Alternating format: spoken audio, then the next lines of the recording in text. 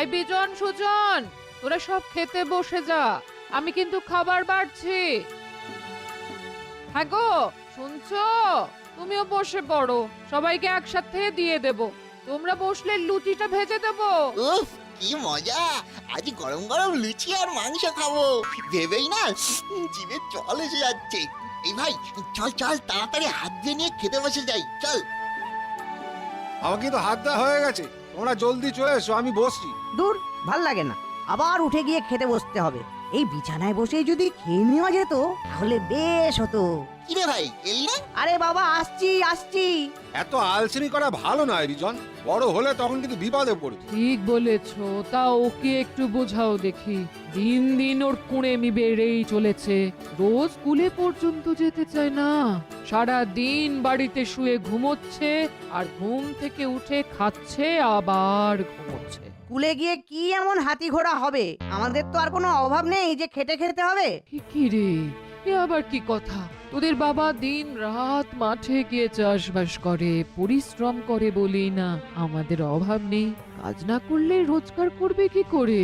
তোমার দাদা সুজনকে দেখো, স্কুল থেকে এসে প্রায় দিনই আমার খাবার নিয়ে মাঠে যায়, আমাকে চাষের জন্য সাহায্য করে। আহা, বাবা মা, বিজন তো এখনো ছোট, আর একটু বড় হলে ও ঠিক এসব বুঝে যাবে। এখন ওকে আগে খেতে দাও। দেখো না, দেখো ওর ঘুম পেয়ে গেছে। হ্যাঁ, তার বলতে। দাও মা দাও, আমাকে লুচি মাংস দাও, তাড়াতাড়ি তাড়াতাড়ি দাও তো, খেয়ে উঠে শুয়ে পড়ি।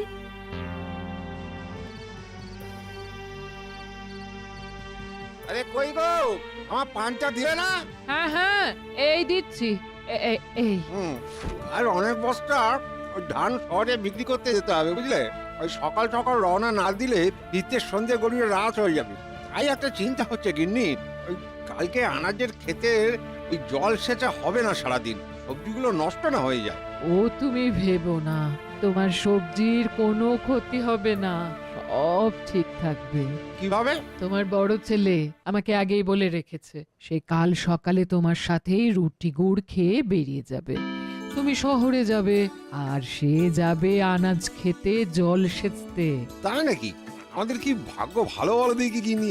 আমাদের ছেলে এই বয়সে কত সমঝদার হয়ে উঠেছে, বাবা মায়ের সুবিধা অসুবিধা বলার আগেই ঠিক বুঝে যাচ্ছে। সে ঠিক, সুজন আমাদের বড়ই ভালো ছেলে, তবে আমার চিন্তা ছোট ছেলেটাকে নিয়ে গো। কেন, সে আবার কি করলো? কিছু করলে তো হতোই, কিছু তো করতে চায় না, শুধু শুয়ে বসে আর বন্ধুদের সাথে খেলাধুলো করে দিন কাটায়, পড়াশোনাটা অবধি করে না। কি যে হবে কে জানে। অত ভেবো না গিন্নি, আর একটু বড় হলে নিশ্চয়ই শুধরে যাবে। গেলেই ভালো, আমরা তো আর চিরকাল থাকবো না। জাগে এখন ওই বাতিটা নিভিয়ে দাও তো, শুয়ে পড়ি। কাল অনেক ভোরে উঠতে হবে তো, সারাদিন অনেক কাজ আছে। হ্যাঁ হ্যাঁ হ্যাঁ, যাই যাই।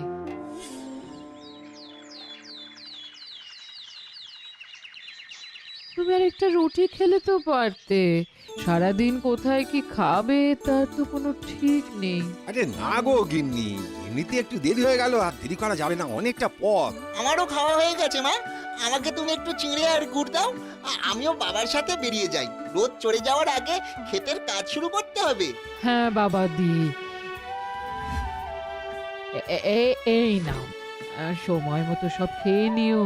মা, আমি আসছি, বিজনকে ঘুম থেকে ডেকে দিও, না হলে ও স্কুলে যেতে দেরি হয়ে যাবে কিন্তু। দুকা দুকা দুকা দুকা, সাবধানে যেও। হ্যাঁ, সাবধানে যেও। আরে এই বিজন, ঘুম ভাঙলো তোর? বিজন,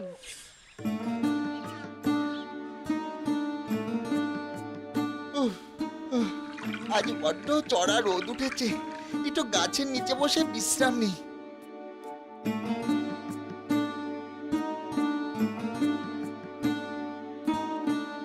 ভাই, এই ভাই, কি হয়েছে?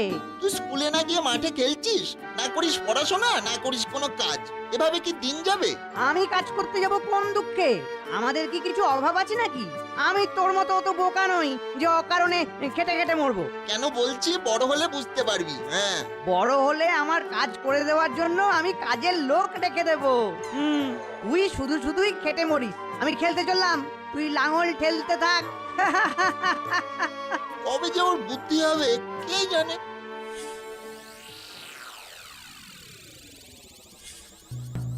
গ্রামের সমস্ত বিবাহযোগ্য ছেলের জন্য একটি আনন্দ সংবাদ। আমাদের জমিদার বাবুর বিশেষ ইচ্ছা তিনি তার একমাত্র কন্যা মণিমালার সাথে এই গ্রামেরই কোনো যোগ্য পাত্রের বিবাহ দেবেন, তবে তার একটি শর্ত আছে। ইচ্ছুক পাত্রেরা আগামীকাল সকালে জমিদার বাবুর দরবারে হাজির হবে।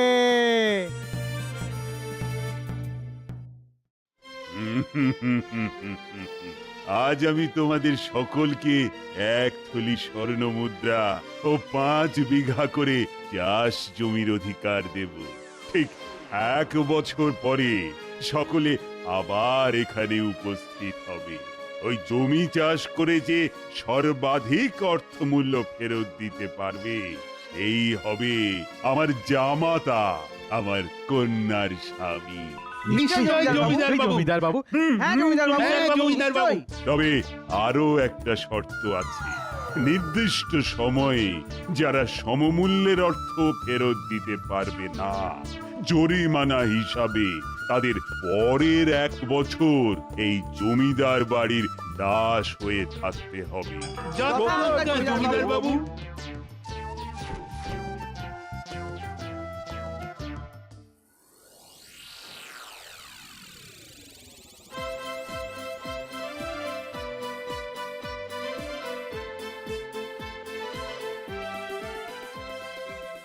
একসাথে 1 থলি মুদ্রা এই প্রথম হাতে পেলাম।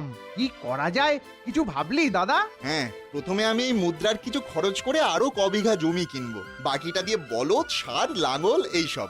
তারপরে সারা বছর খুব মেহনত করে চাষবাস করব, তাহলেই ঠিক যথেষ্ট বেশি রোজগার করতে পারবো। তুই বোকাই রয়ে গেলি দাদা। আমি কি করব জানিস? কি করবি? এই মুদ্রার অর্ধেক দিয়ে গ্রামের 4 জন চাষিকে আমার জমিটায় চাষ করার জন্য বরাদ দেব। তারা আগামী 1 বছর আমার জমিতে খেটে চাষ করে আমাকে অনেক অনেক বেশি অর্থ ফেরত দেবে, বুঝলি? আর মুদ্রার বাকি অর্ধেক? ওটা দিয়ে এই 1 বছর আমি ফুর্তি করব। দাদা রে, তোর আর বুদ্ধি হলো না।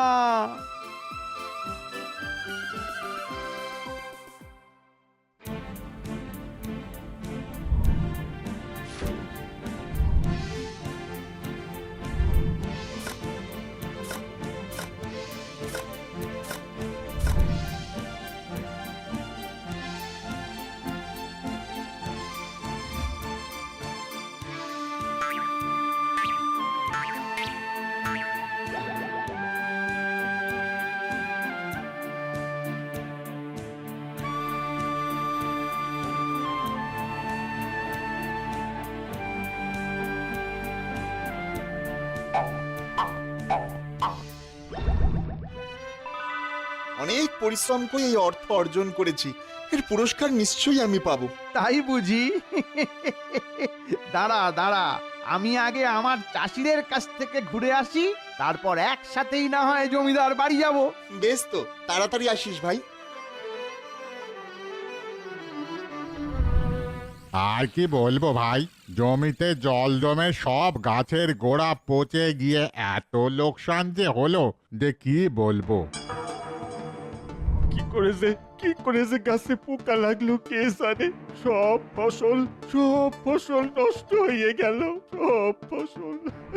পারলে কি আর তোমায় দিতাম না ভাই, এবছর হাটে আনাজ তেমন বিক্রি হয়নি, আমারই বরং দেনা হয়ে গেছে। হ্যাঁ, সে কি?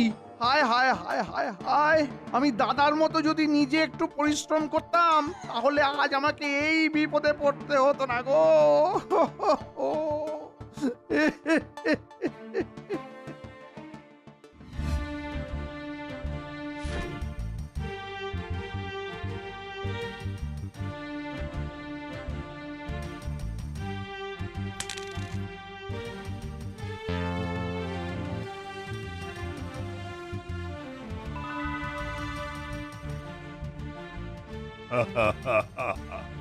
আমি আজ অত্যন্ত আনন্দের সাথে সুজনের সঙ্গে আমার কন্যা মণিমালার বিবাহ ঘোষণা করছি।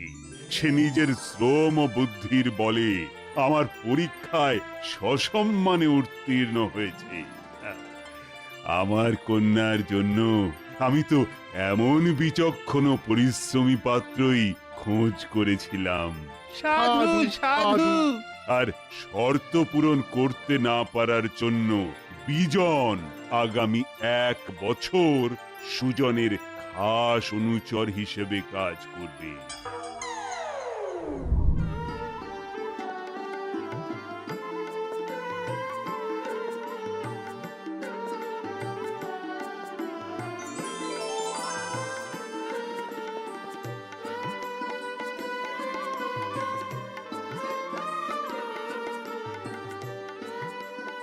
এই ছোটবেলায় তোমাকে বলেছিলাম যে শ্রমের কোনো বিকল্প নেই, তখন শুনলে আজ তোমার এই অবস্থা হতো না।